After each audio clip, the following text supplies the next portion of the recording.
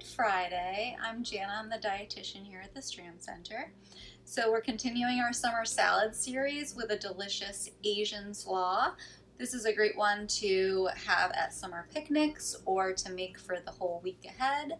It gets better the longer that it marinates, so I hope you'll enjoy this recipe.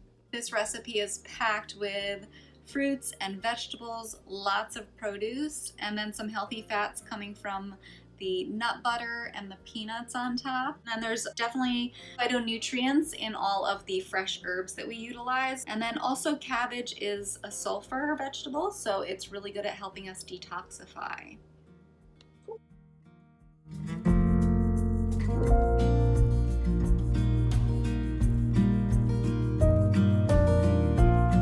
You can use any natural nut butter that you like. Just make sure that if it's a peanut butter or another nut butter, it has no added sugar in it. This is our miso paste. This is a white miso paste.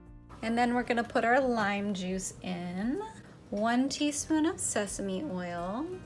In this recipe, we'll use 1 tablespoon grated or chopped fresh ginger. So we're going to add enough water to make it the right consistency to drizzle over our salad.